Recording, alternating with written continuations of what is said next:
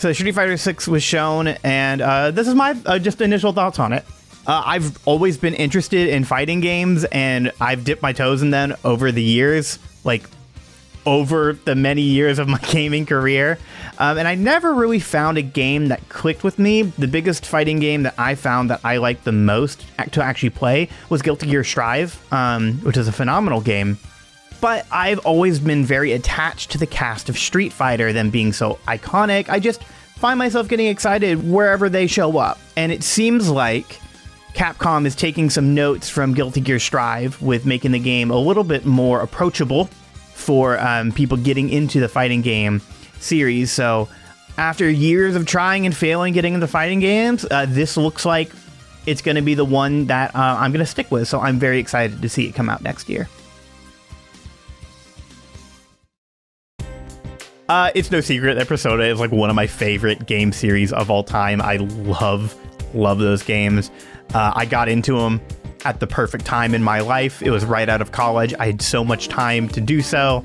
And I gave all of my heart and blood, sweat, and tears into Persona 4 and 3.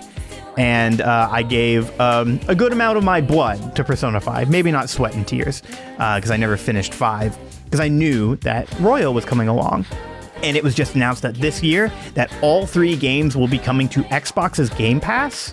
And so it's been long enough for me to want to dive back into the series, a series that resonates with me like so heavily, and doing so on my new favorite console, the Xbox Series S, where I do most of my gaming now because of Xbox Game Pass. The Xbox Game Pass is the best deal in gaming, and that I'm getting these 100-hour-long games at no additional cost is an absolute highlight for me. And I really like that they're going in the reverse order that I played them in.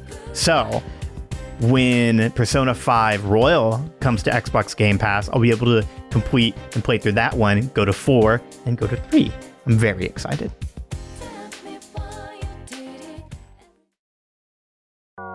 Before we conclude, I want to talk about the other game that impressed me a whole lot this year, and that was Starfield. So I'm pretty ambivalent about open world Bethesda games, or Bethesda RPGs, I should say. I don't have an immense love for them, but I really enjoy them. I like Skyrim. I think I had a lot of fun with that, and I like talking to my friends about it. And I really, really like the Fallout series. But what I love more than the two of those is retro, sci-fi, and grungy ships, and everything that comes with that. And Starfield looks like it's going to be a game that I'm going to spend a lot of time with. And it's going to match that aesthetic that I'm looking for. It reminds me a lot of like early 90s space anime, and I want to just play and be in that world forever. I am a bit worried that this game is going to end up being too big for its own britches.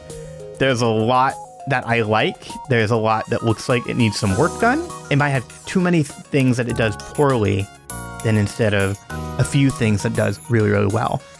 And if it does fail, then we have Outer Worlds 2 to look forward to. That was a lot of 2s, but I love the Outer Worlds.